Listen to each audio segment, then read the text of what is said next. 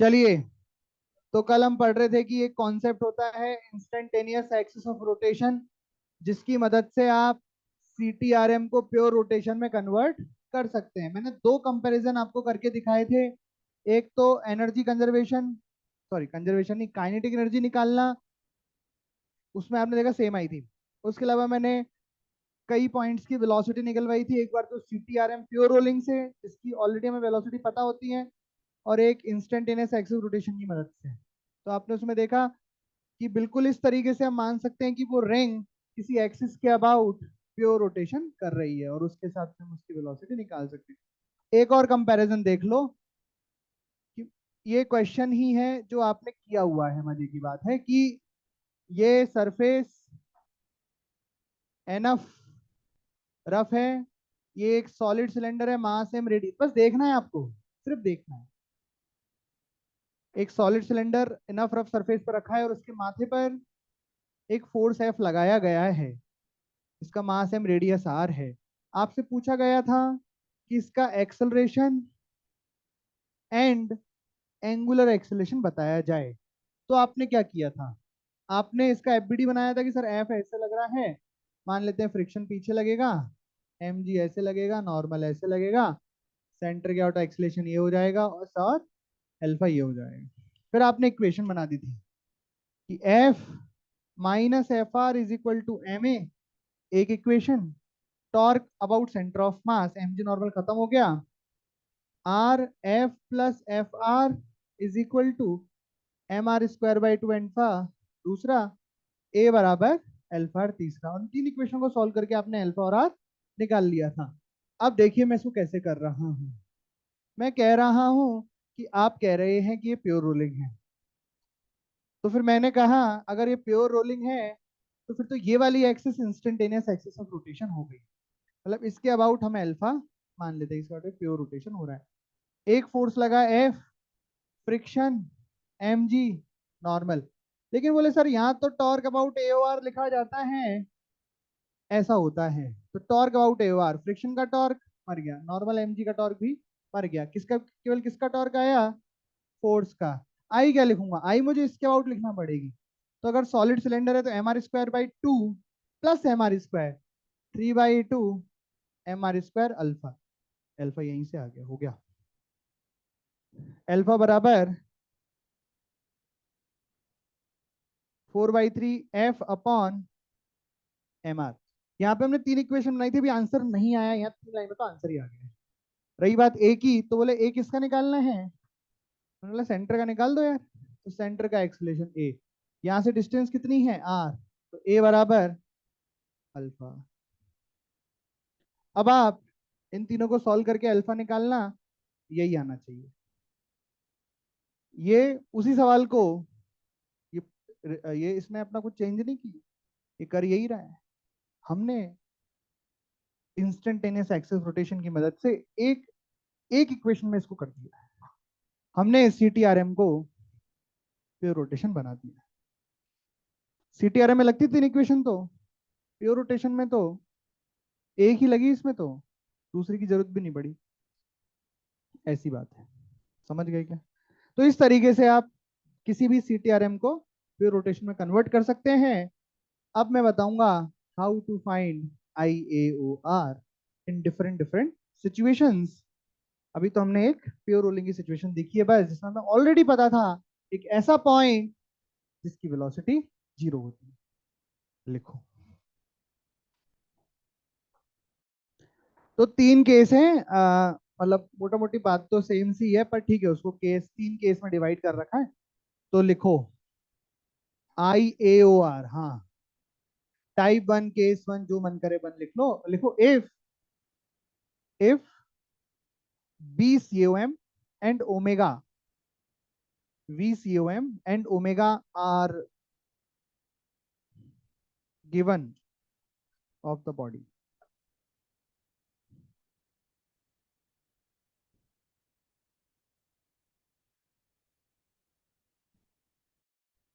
Are given for the body, ठीक। अगर किसी बॉडी के लिए VCOM यानी velocity of centre of mass and angular velocity given है, तो उसमें आई आर कैसे फाइंड करते हैं?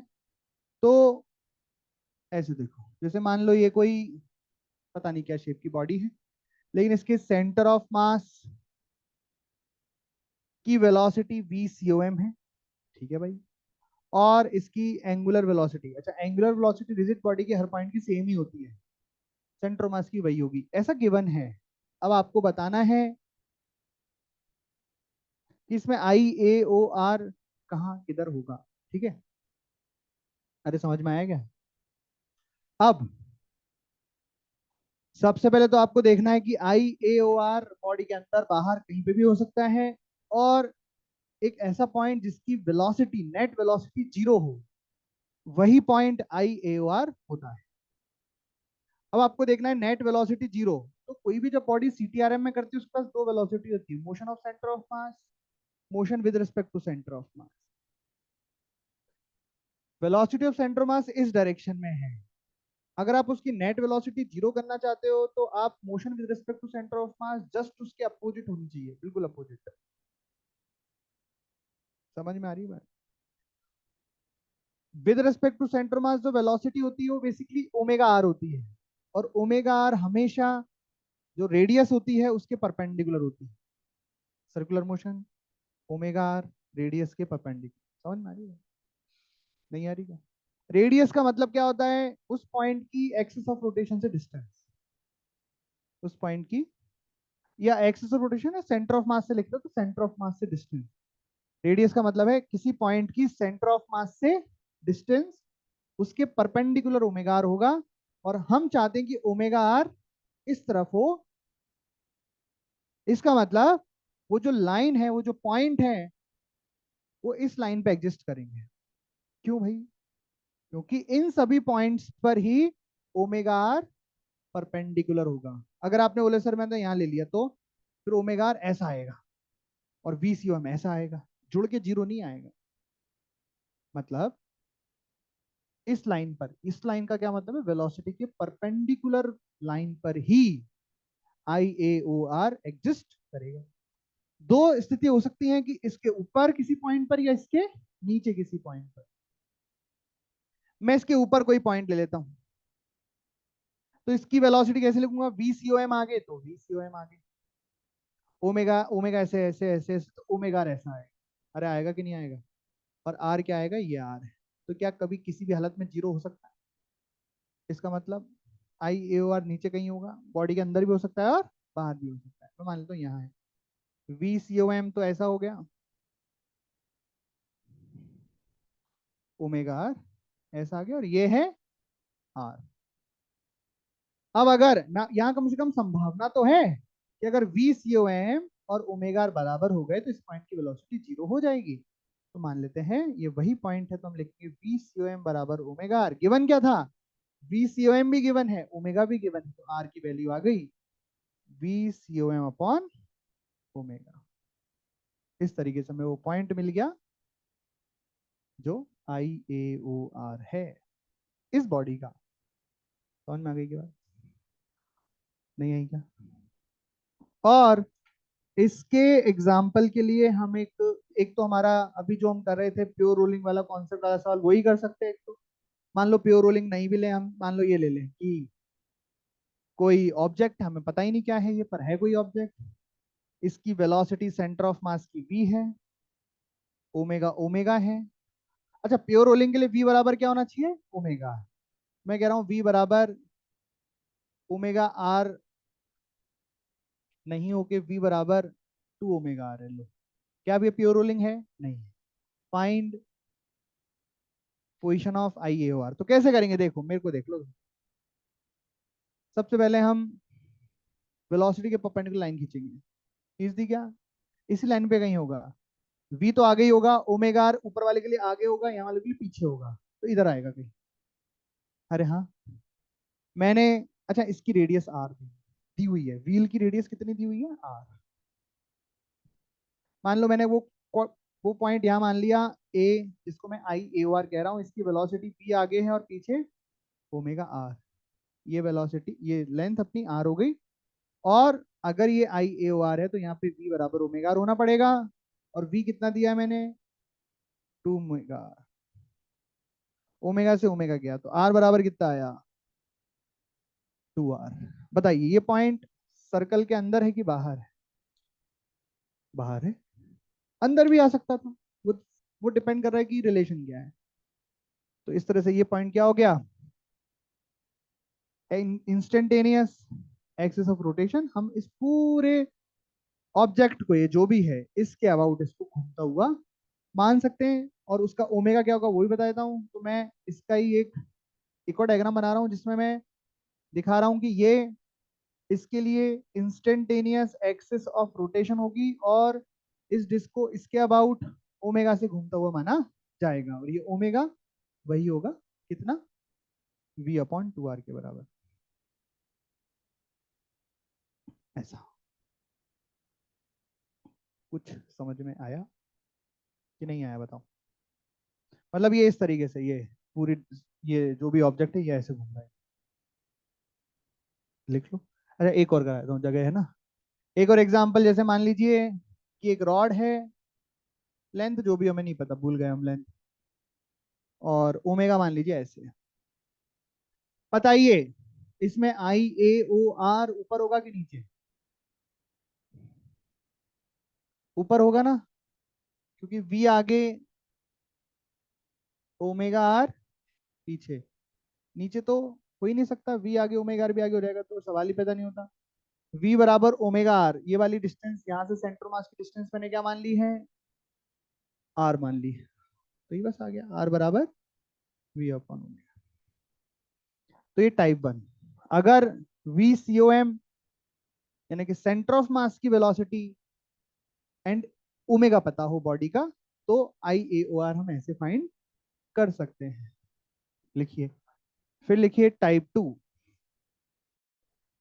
लिखो type 2। If we if we know net velocity, if we know net velocity of two particles, if we know net, if we know net velocity of two points, two points, and these two velocities are,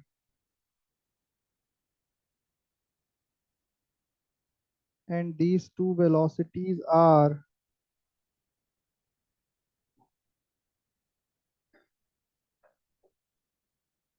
not parallel,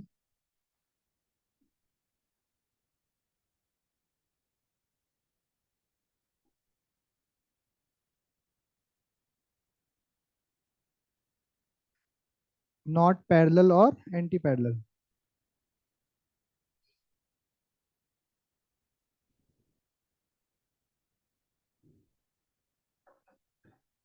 then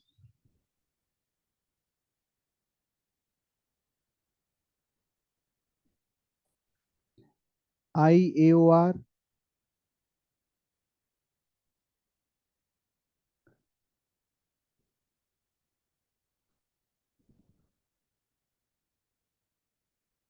lies on point of interaction, nahin, intersection.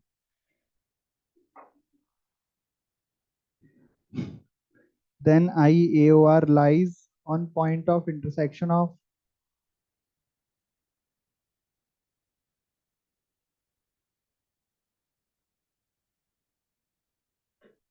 then IAOR lies on point of intersection of perpendicular,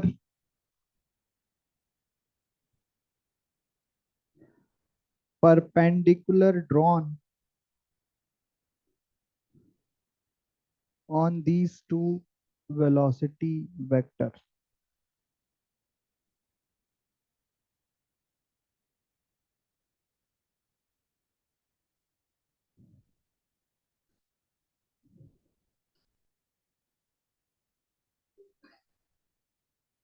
On these two velocity vector.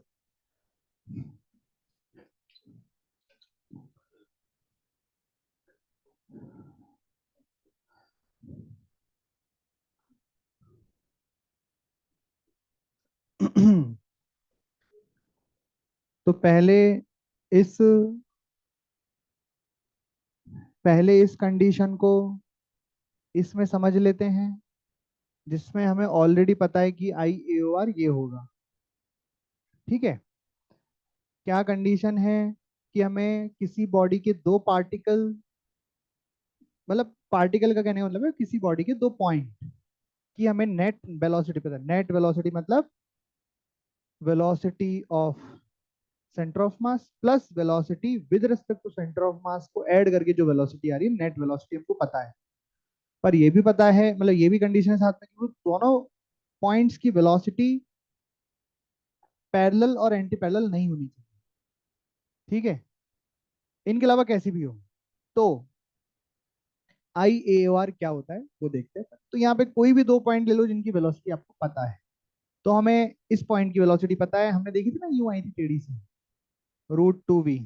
और कोई सी भी ले लो, एक ऊपर वाला ले लो या इधर वाला ले लो, 2v। तो ये बता रहा है कि जो आई ए ओ आर होगा वो इन दोनों वेलोसिटीज पर आप जब परपेंडिकुलर ड्रॉ करोगे और उन लाइन का जो इंटरसेक्शन होगा वो आई ए ओ आर होगा। ये point I A O are होगा। और यहाँ तो पता है कि यही होता भी है इसमें। ऐसा बोला, ऐसा क्यों? ऐसा इसलिए, सुनना, ये जो नेट वेलोसिटी है, यही जो पुराना वाला कॉन्सेप्ट था कि जो यहाँ पे जो मैंने बोला था ना आपको कि वेलोसिटी के परपेंडिकुलर लाइन पे ही कहीं ना कहीं आई ए ओ आर को एग्जिस्ट होना पड़ेगा ना। वैसे ही कुछ कुछ यहाँ पे समझना बात, कि मान लेते हैं हम कहीं पे भी आई ओ आर इस लाइन पे, इसी लाइन पे आई ए ओ आर हो सकता है। उसका कारण ये है कि नेट वेलोसिटी है। आई ए ओ आर मान लो यहाँ हुआ, मतलब इसके अबाउट ये ऑब्जेक्ट पूरा घूम रहा है, प्योर रोटेशन कर रहा है। तो इस पॉइंट की वेलोसिटी कैसे लिखोगे? Omega r. Direction of magnitude तो ओमेगा आर, और डायरेक्शन क्या होगी कि जो आपका एक्सिस ऑफ रोटेशन है उससे इस पॉइंट को मिलाने वाली लाइन के परपेंडिकुलर। समझ में आई बात? इसलिए इस आई ए ओ आर को हमेशा वेलोसिटी के परपेंडिकुलर लाइन पे ही होना जरूरी है। तो इसके लिए ये वाली लाइन पे होना जरूरी है, इसके लिए ये लाइन पे होना जरूरी है। तो एक ऐसा पॉइंट जहां से इन दोनों के लिए हो जाए वो यही पॉइंट है। इसलिए समझ में आई बात? इसलिए इंटरसेक्शन पॉइंट पर आई ए ओ आर होगा। पक्की बात है एकदम। अब इसको थोड़ा सा वैसे जनरलाइज करके लिख लीजिए कि मान लो ये कोई गंदी सी बॉडी है, इस पर मान लीजिए इस पॉइंट की वेलोसिटी इधर है v1, इसकी किधर मान इधर मान लेते हैं v2, इस पॉइंट की इन दोनों का जो भी परपेंडिकुलर लाइन होगी यहाँ पे, ये हो जाएगा आई ए ओ आर। ये भी अंदर भी हो सकता है, बाहर भी हो सकता है, कहीं भी हो सकता है। इसके अबाउट ये पूरी बॉडी ओमेगा से घूम रही है। अब बात आती है कि ओमेगा कैसे निकालेंगे या इसकी पोजीशन कैसे फाइंड करेंगे। ये तो पक्की बात है कि इसके इंटरसेक्शन पॉइंट पर ही आई ए ओ आर होगा। पर ये पॉइंट निकालेंगे कैसे? तो देखो, कुछ तो ज्योमेट्री दी होगी सवाल में, कुछ ना कुछ तो अभी करा भी देंगे सवाल। तो हम कैसे भी करके ये वाली जो है लेंथ निकाल लेंगे, जो भी इंटरसेक्शन पॉइंट आएगा वहां से ये वाली लेंथ निकाल लेंगे, थोड़ी भी ज्योमेट्री वोमेट्री का यूज करके निकाल ली। उसके बाद हम लिखेंगे, अच्छा ये जो ओमेगा है, मान लेते हैं ओमेगा से घूम रहा है, ओमेगा पता नहीं हमें। एक इक्वेशन तो देखो, हमें v1 v2 पता है, r1 r2 हमने जैसे तैसे निकाल ली ज्योमेट्री लगा लगू के, है ना। अब बताओ मैं क्या लिखूंगा? वेलोसिटी v1 बराबर ओमेगा r1 लिखूंगा। नेट वेलोसिटी ना इसके बराबर आनी चाहिए। v2 बराबर क्या लिखूंगा? ओमेगा r2 लिखूंगा। इस तरह से कुछ दिया रहेगा, कुछ हमें पता रहेगा, कुछ हमें निकालना रहेगा, रिलेशन बन जाएंगे और काम हो जाएगा। जैसे एक सवाल करके बताते हैं, उसमें सही पता लगेगा।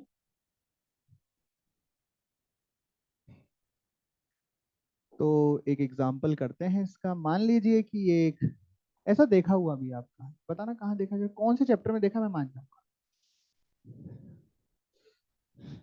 बोले ये डायग्राम तो बहुत सारे चैप्टर में देखा, थोड़ी और जानकारी दूं, थोड़ी और जानकारी लेते हैं।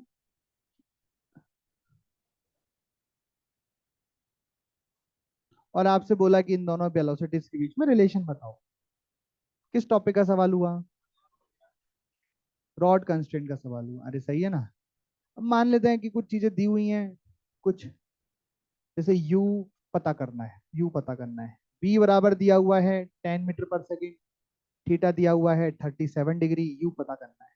तो एक u तो पता करने का तरीका आपको पता ही है कि इसके कंपोनेंट करो, अलोंग द रॉड वाले कंपोनेंट बराबर करो, आंसर आएगा। अब हम आपको एक नया तरीका सिखाते हैं और एक दो चीजें, नई चीजें निकालना भी सिखाते हैं। क्या आप इसमें इसका, क्या रॉड की इस पॉइंट की नेट वेलोसिटी है ये v? हाँ। ये u इस पॉइंट की नेट वेलोसिटी है? हाँ। क्या आप इसका इंस्टेंटेनियस एक्सिस ऑफ रोटेशन बता सकते हैं? हाँ। इसके परपेंडिकुलर और इसके परपेंडिकुलर, ये जो पॉइंट आया ये हो जाएगा आई ए ओ आर, और इस एक्सिस के अबाउट ये रॉड इस तरीके से ओमेगा से घूम रही है, मतलब ऐसा, ऐसा। ठीक है क्या? अब अच्छा, लेंथ भी दी हुई है, 20 मीटर ले लेते हैं लेंथ को, एल मान लेते हैं लेंथ को, और एल बराबर 20 मीटर। बताइए ये वाली लेंथ कितनी हो जाएगी? एल कॉस थीटा, ये कितनी हो जाएगी? मैं जानबूझ के अननोन में लिख रहा हूँ, बाकी वैल्यू भी निकाल ही सकते हैं। एल बराबर 20 दिया है, थीटा बराबर 37 दिया है मेरा। अभी अच्छा, क्वेश्चन तो लिख लें। फाइंड यू, पहला सवाल, यू निकालना है। कैसे निकालें सर? देखो, ये मेरा हो गया सेंटर, ये हो गई वेलोसिटी जो कि आर के परपेंडिकुलर हो जाएगी। बहुत बढ़िया, तो रिलेशन बन गया v बराबर ओमेगा एल कॉस थीटा। कोई दिक्कत है इसमें? देखो यहाँ पे जो बनाया था v1 बराबर ओमेगा आर, इसके लिए बताइए। u बराबर ओमेगा थोड़ी चेंज होगा, एल साइन, डिवाइड कर दिया, तो ये बना v upon u is equal to cot theta. तो u बराबर v टेन थीटा, ऐसा ही बनता था वहां भी रिलेशन, याद है? अरे याद है क्या? बोले सर ये तो वही निकाल लिया था, इसमें क्या मजा आया? अगले सवाल में मजा आएगा। अगला सवाल है इसमें मेरा, find velocity of centre of mass. Centre of मास की नेट वेलोसिटी, मतलब सेंटर ऑफ मास की वेलोसिटी बतानी है। क्या बतानी है? पहले मन में सोचो कि आपको आई ए ओ आर का कॉन्सेप्ट नहीं पता, फिर उसको सोचो कि कैसे करेंगे, क्या हो सकता है, क्या संभावनाएं हैं, और फिर आई ए ओ आर का यूज करके करो। ठीक है? तो लिखो जितना भी लिखना है आपको, और वहां तक पहुंचो, फिर मैं आपको वी सी ओ एम निकाल के बताऊंगा। वाली बात है, जब आप किसी सीटीआरएम में सेंटर ऑफ मास से ओमेगा आर लिखते हो, वो तो सेंटर ऑफ मास के रिस्पेक्ट में वेलोसिटी थी, ये नहीं, ये तो आई है आर। सेंटर ऑफ मास के रिस्पेक्ट में लिखोगे ना ओमेगा आर, वो तो सेंटर ऑफ मास के रिस्पेक्ट वाली वेलोसिटी होगी, नेट वेलोसिटी नहीं होगी। लेकिन अगर आप इंस्टेंटेनियस एक्सिस ऑफ रोटेशन के अबाउट v बराबर ओमेगा आर लगाते हो, तो वो v नेट वेलोसिटी आता है। तो जैसा कि अब मैंने आपसे बोला कि सेंटर ऑफ मास की वेलोसिटी निकाल दो आपको नेट, तो आपको क्या करना है? आपको कुछ भी नहीं करना है, आपको सिर्फ आई ए ओ आर से यहाँ पे एक लाइन खींचनी है। हो सकता है परपेंडिकुलर हो सकता है ये ना हो, नहीं है परपेंडिकुलर, स्क्वायर नहीं बन रहा, रेक्टेंगल टाइप कुछ बनेगा। परपेंडिकुलर आएगी क्या? नहीं नहीं, मैं कह रहा हूँ ना, नहीं आएगी। पर आपको उससे फर्क भी नहीं पड़ रहा है कुछ, आपको तो क्या चाहिए बस, यहाँ से यहाँ तक की डिस्टेंस चाहिए। कौन बताएगा ये वाली डिस्टेंस यहाँ से यहाँ तक? 10 मीटर, इसमें सोचने वाली क्या बात है भाई? डायगनल का आधा, डायगनल का आधा, डायगनल की लेंथ तो बराबर ही होगी ना रेक्टेंगल के लिए। अरे हाँ ना यार। तो आर आ गया, ओमेगा पता ही है? नहीं नहीं पता, पता है ना, देखो ना, यहाँ लगा दो ना, वी बराबर ओमेगा, वी पता है, एल पता है, थीटा पता है, तो चलो पहले ओमेगा निकलवा देता हूँ हमका। वी बराबर omega l cos theta. V अपना 10 दे रखा है, एल भी अपना 20 दे रखा है, 4/5, 10/16, सही कराएंगे। कॉस 37 4/5 सही है। अब वी सी ओ एम बराबर ओमेगा आर, ओमेगा कितना है और आर कितना है, तो ये आ गया मीटर पर सेकंड। और इसकी डायरेक्शन क्या होगी? डायरेक्शन इस नीली वाली लाइन के परपेंडिकुलर होगी, तो वो इस रॉड के अलॉन्ग नहीं होगी, क्योंकि ये इसके परपेंडिकुलर नहीं है, ये कहीं ऐसे टेढ़ी मेढ़ी कर लो। ठीक है। अब आप घर पे जाके सोचना कि यही नेट वेलोसिटी अगर मुझे बिना आई ए ओ आर के निकालनी है, तो मैं कैसे निकालता? आंसर तो यही आएगा। पर इस नेट वेलोसिटी का आप जो है बिना आई ओ आर की मदद से कोशिश करना और सोचना। ठीक है, हो जाएगा, ऐसी क्या बात है, लेकिन कोशिश करना। ओके भाई, velocity of centre mass rod का ही तो पॉइंट है, तो उस रॉड के पॉइंट की भी अलोंग द रॉड कंपोनेंट तो सेम आना चाहिए। एक कंपोनेंट तो आएगा, दूसरा कैसे निकालेंगे तुम? चलिए, type 3।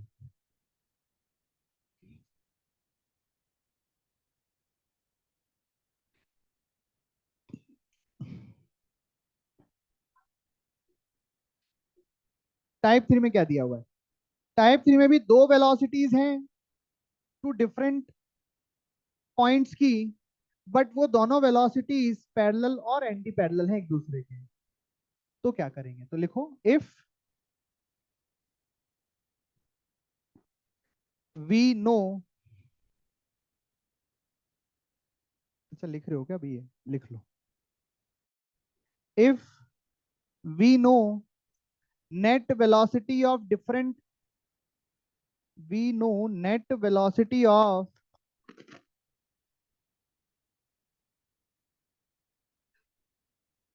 two different points, but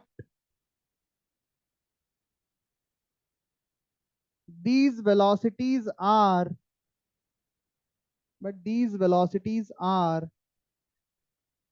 parallel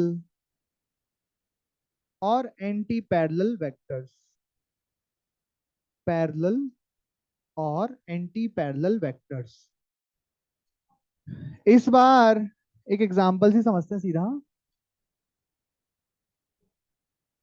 ये एक रॉड है, इस रॉड की दो पॉइंट की वेलोसिटी में पता है, ऊपर वाले पॉइंट की v, नीचे वाले पॉइंट टू वी और v। ऐसे रॉड की लेंथ है l। ठीक है, पहली बात तो क्या ये रॉड सीटीआरएम करेगी या बस सीधी सीधी सीधी जाती जाएगी? सीटीआरएम करेगी, क्यों बताओ? ऊपर वाले पॉइंट की वेलोसिटी ज्यादा है, नीचे वाले की कम है, तो ऊपर वाला तेज चलेगा, नीचे वाला धीरे चलेगा, तो अपने आप ही इधर घूम रहा है। नीचे वाला धीरे चल, ऊपर वाला तेज चल रहा है, तो क्या घूमेगा और क्या? तो मतलब रोलिंग तो है। अब आपको इसमें आई ए ओ आर ढूंढना है। ठीक है, तो वो बात तो सही है कि जो आई ए ओ आर होगा वो वेलोसिटीज के परपेंडिकुलर डायरेक्शन में ही होगा। तो इसके परपेंडिकुलर, बोले वाह मजा आ गया, इसी लाइन पे कहीं आएगा, बस इसकी लाइन और खींचूंगा तो दोनों का इंटरसेक्शन पॉइंट हमें आई ए ओ आर की पोजीशन दे देगा। लेकिन यहाँ हम देखते हैं कि क्या हो रहा है, ये तो ओवरलैप हो गई दो लाइन। अब कैसे ढूंढे? अब थोड़ा दिमाग लगाएंगे, लगाएं दिमाग। हम इसको तीन सेक्शन में डिवाइड करते हैं, या तो ए ओ आर इस रॉड के ऊपर हो जाए, या दोनों वेलोसिटीज के बीच में हो जाए, या इस वेलोसिटी के नीचे हो जाए, कहीं एक जगह होगा। सुनना ध्यान से। और हमें यह भी पता है ए O are, I A O are के अबाउट जो ओमेगा होगा, मान लीजिए कुछ होगा, वहां से हम किसी भी पॉइंट की वेलोसिटी लिखेंगे तो वो ओमेगा इंटू आर होती है। ओमेगा तो हर पॉइंट के लिए सेम रहता है, बढ़ता क्या है? आर। तो omega into length, omega into length. तो अगर बड़ी वेलोसिटी है तो वो कैसे आई होगी? लेंथ बड़ी हुई होगी। कहां से? पॉइंट ऑफ आई ए, मतलब पॉइंट क्या, आई ए ओ आर से। सुनना, मैं कह रहा हूं कि मेरे को लग रहा है इंस्टेंटेनियस एक्सिस ऑफ रोटेशन यहां होना चाहिए, इस रॉड से एक्स डिस्टेंस नीचे। बोले सर क्यों, आपको ऐसा क्यों लगा? मैं बताता हूँ आपको क्यों लगा। मैंने देखा कि जब मैं यहां से ऊपर जा रहा हूं तो पहले वेलोसिटी कम है, फिर वेलोसिटी बढ़ गई, तो ये बात तो ठीक हो जाएगी इसके साथ से। क्योंकि अगर मैं कहूंगा कि इस आई ए ओ आर के अबाउट एंगुलर वेलोसिटी है ओमेगा, सही बात है, तो इस पॉइंट की वेलोसिटी में क्या लिख सकता हूँ? Omega into x. भाई यहां से आता की लेंथ क्या? एक्स, तो ओमेगा इंटू एक्स।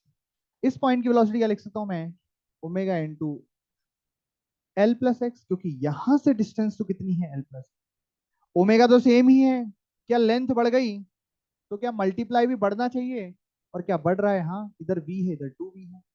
सुनना ध्यान से, तो बोले ये वाला पॉइंट हो सकता है। अब हम एक ऊपर लेके देखते हैं, तो यहां से हो सकता है क्या, बोले मान लेते सर ऐसा ओमेगा, इसको आप x मान लो, तो आप इसे लिखोगे ओमेगा इंटू एक्स, इसे लिखोगे ओमेगा एल प्लस एक्स। बैठ ही नहीं रहा, क्यों नहीं बैठ रहा, लेंथ बढ़ी है तो वेलोसिटी कम कैसे हो गई, मल्टीप्लिकेशन तो बढ़ना चाहिए ना, तो ये वाला पॉइंट रिजेक्ट हो गया, यहाँ नहीं हो सकता। सर बीच में कहीं हो सकता है, बोले कि करके देखो, जैसे मान लो बीच में कहीं मैंने आई ओवर मान लिया, और मैंने अगर एंगुलर वेलोसिटी को क्लॉकवाइज लिया, तो उस हिसाब से इसकी वेलोसिटी इधर होनी चाहिए, सही बात है, लेकिन इसकी फिर इधर होनी नहीं हो सकता। बोले सर क्लॉकवाइज में नहीं हो सकता, एंटी क्लॉकवाइज में तो हो रहा है, एंटी क्लॉकवाइज ले लो, इसकी इधर होनी चाहिए पर उसकी फिर उधर होनी चाहिए, नहीं हो रहा, तो यही हो सकता है। और रही बात सर इसकी पोजीशन की, दो इक्वेशन बन तो गई, बोले सर ओमेगा, ये दो इक्वेशन हो गए, दो अननोन है ना, तो हो गया सॉल्व। 2v बराबर omega L plus omega x, v बराबर omega x omega x omega x, omega L बराबर v, तो ओमेगा बराबर v अपॉन, एक answer v upon L, sorry v upon L, v से v गया, x बराबर L आ गया, तो ये इस रॉड जितनी दूर होगा।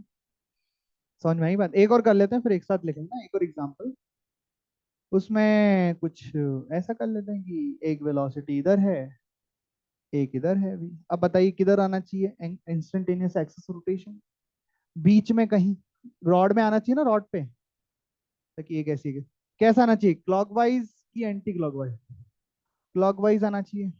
अच्छा, इस पॉइंट के पास आना चाहिए कि इस पॉइंट के पास आना चाहिए, नीचे वाले के, क्योंकि इसके पास आएगा तो इससे दूर होएगा, तो ओमेगा इंटू लेंथ बड़ी होनी चाहिए ना। खैर वो सब सोचने की जरूरत है नहीं वैसे, आपको बस ये सोचना है कि बीच में आना चाहिए, और आपने मान लिया कि ओमेगा ऐसे आना चाहिए, इस लेंथ को आप एक्स मान लो, टोटल लेंथ एल है, तो ये कितनी हो जाएगी, एल माइनस है, कोई दिक्कत है यहाँ पे, इसको आप क्या लिख सकते हो, ओमेगा इंटू एक्स, क्योंकि एक्स है, और इसको क्या लिख सकते हो आप, ओमेगा इंटू एल माइनस, दो अननोन हो गए, दो इक्वेशन हो गई, 2v बराबर ओमेगा एक्स, और ये v बराबर omega L minus omega x, omega x को 2v लिख दिया, 3v हो गया, ओमेगा बराबर 3v अपॉन एल हो गया, ओमेगा बराबर 3v अपॉन एल हो गया, एक्स बराबर 2l/3 हो गया, तो देखो x बड़ा आया, इसका मतलब जो नीचे वाली लेंथ है वो l/3 रह जाएगी, सही उसके पास आया, आना दीजिए, इस तरीके से ये टाइप 3 हो गया। ठीक है, तो ये कॉन्सेप्ट है IAOR फाइंड करने का, यूज क्या है, उसकी अनंत संभावनाएं हैं, ताकि मोटा मोटा क्या है कि ये CTRM को प्योर रोटेशन में कन्वर्ट कर देता है। अब जब आपको लगे कि यार यहाँ पे IAOR का यूज करके मैं इसे आसानी से कर सकता हूँ इस क्वेश्चन को, तो आप कर लेना, ठीक है, तो ऐसी बात, और इस तरीके से आप एक पेज छोड़ के, अगर आपका मन हो तो एक पेज छोड़ के, और मन ना हो तो बिना पेज छोड़े हेडिंग डालो ग्रेविटेशन।